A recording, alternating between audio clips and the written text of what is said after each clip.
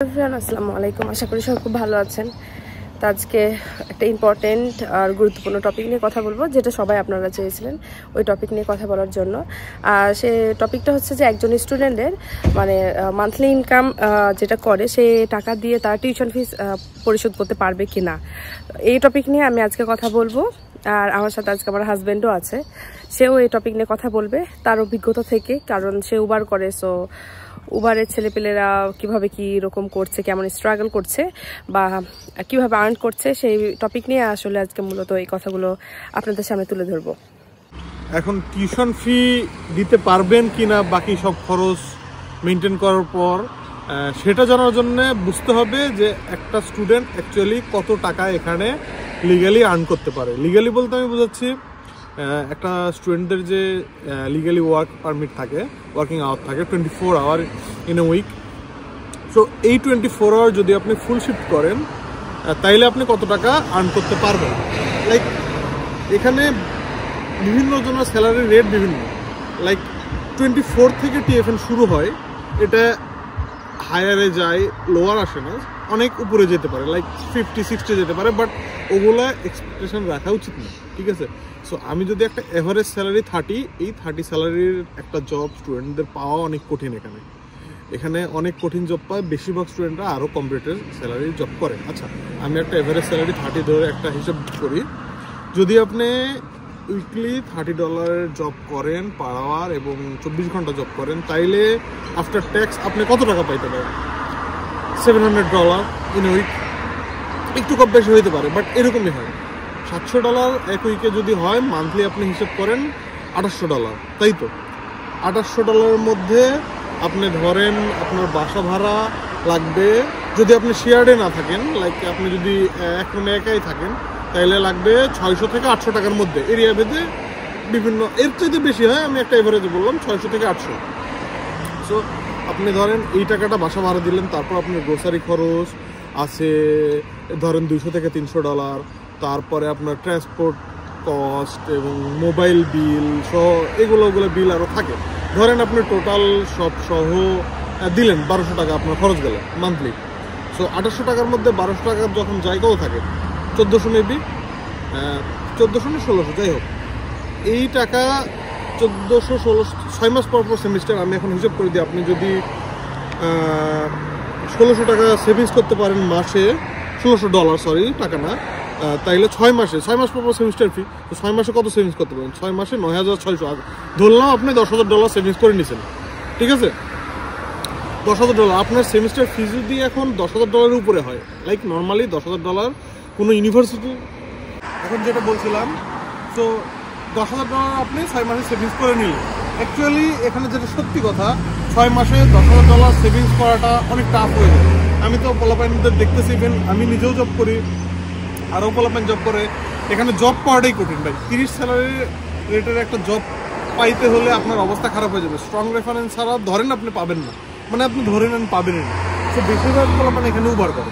তো ধরেন এখন উবারে আসি আমি, উবার করে আপনি এভারেজে উইকলি $600।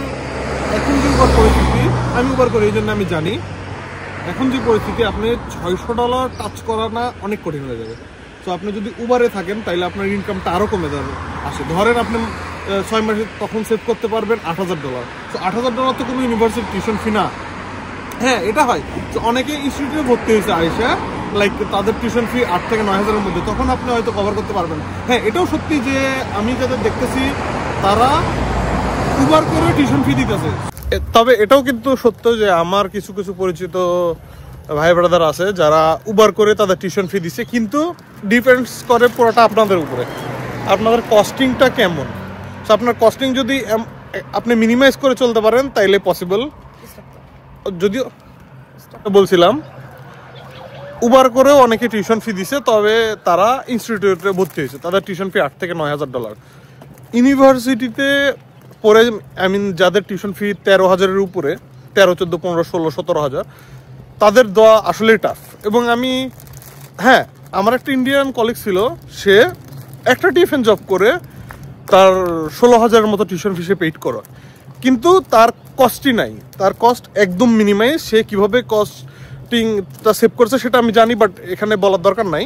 বাট পার্সোনাল খরচগুলো আসলে আমরা সেভাবে কখনো ক্যালকুলেট করতে পারবো না, কারণ এক একজনের পার্সোনাল খরচ এক এক রকম। আমাদের যদি এক্সপেন্স হয় দেখা যাচ্ছে $200, অন্যজনের 400 হতে পারে, অন্যজনের 100 হতে পারে। সো হ্যাঁ রাইট, এটাই। সো আপনার এক্সপেন্সের উপরে আপনার ডিপেন্ড করে এগুলো অনেক কিছুই। বাট এখানে এসে অনেকে 2-3টা জবও করে, এটা সত্যি। ক্যাশ জব করতেছে অনেকে, ক্যাশ জবে তো আর কোনো ইয়ে নাই, তবে ওটা ইলিগাল, বাট করে ভাই, যেটা সত্যি কথা, সবাই করে এখানে ক্যাশ জব। সো আপনি যদি এখানে এসে পরিশ্রম করতে পারেন, আপনি $15,000 টিউশন ফি দিতে পারবেন। আপনি যদি পরিশ্রম না করেন, আপনি $8,000 টিউশন ফি দিতে পারবেন না, এটাই সত্যি। এটা আমি আপনাদের একটা ইনকামের আইডিয়া দিলাম যে আপনি যদি লিগালি এরকম স্যালারির একটা জব করেন তাহলে আপনি কত টাকা আর্নিং করতে পারবেন এবং আপনার সেমিস্টার ফি অনুযায়ী সেটা দিতে পারবেন কিনা।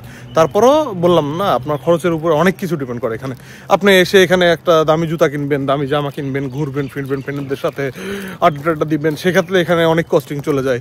এখানে এসে আসলে সেভিংস করাটা অনেক টাফ এখানে, যেটা সত্যি কথা। তারপরও কিছু কিছু পোলাপেন করতেছে সেভিংস, আমি দেখতেছি। So depends on you. But সবচাইতে যে ইম্পর্টেন্ট কথা সেটা হচ্ছে জব। এটা আমি বললাম, যদি আপনি জব পান তাইলে বিষয়টা এমন হবে। বাট যদি জব না পান, আপনি উবার করেন শুধু, এই ঠান্ডায় উবার করা টাফ। উবার গত বছরে আমি যে উবার করছি, এই বছরে উবার তার অর্ধেক ইনকামে চলে আসছে। উবারের অবস্থা বাজে, এটা সবাই জানে। মেলবোর্নের, সিডনির অবস্থা হয়তো সেমই হবে। সো জব না পাইলে বিষয়টা অনেক ক্রিটিক্যাল হয়ে যায়, ঠিক আছে? জব না পেলে আপনি, এমনও আছে অনেকে এসছে আসার পরে 3-4 মাস হয়ে গেছে জব পাচ্ছে না। কি 3-4 মাস? এই যে আমার ফ্রেন্ডরা, মানে সেন্ট্রাল ব্রাঞ্চের ছেলেপেলেরা, তারা তো ভাই অলমোস্ট 7-8 মাস হয়ে গেছে তারা জব পায়নি, তারা উবার করতেছে। উবার করে টিউশন ফি দিয়ে দিছে, যদিও সেটা ইনস্টিটিউটে। বাট এই যে ওরা লাকি পারসন। যেমন আমি ইউনিভার্সিটিতে পড়ি, আমাকে এককালীন টাকা দিতে হয়, কারণ তাদের একটা টাইম দিয়ে দেয় যে 2 মাসের মধ্যে আপনাকে টিউশন ফিস, আমার যদি $13,000 হয় তাহলে আমাকে $13,000ই একসাথে পে করতে হবে।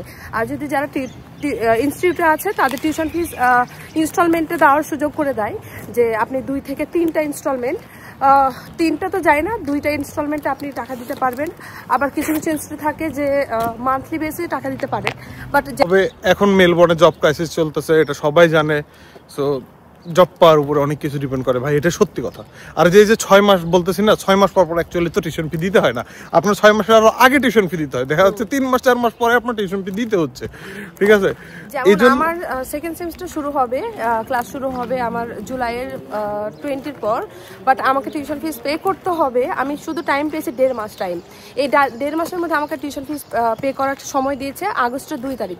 আগস্টের 2 তারিখের মধ্যে আপনি $10,000 থেকে $13,000 ইনকাম করে যে টিউশন ফিস দেওয়া, এটাও কিন্তু অনেক টাফ, অনেক টাফ। এটা সিঙ্গেল ছেলেপেলেদের জন্য কখনোই সম্ভব না। যতই যে আপনারে বলুক এখানে এত ইনকাম, কোনোদিনই সম্ভব না। বাসা থেকে ব্যাকআপ থাকলে এখানে বহু পোলাপান আসছে বাসা থেকে 1-2 সেমিস্টারের ব্যাকআপ নিয়ে আসে, সত্যি কথা। আবার এমনও আছে যারা কোনো ব্যাকআপই নিয়ে আসে না, তারা করছে ভাই।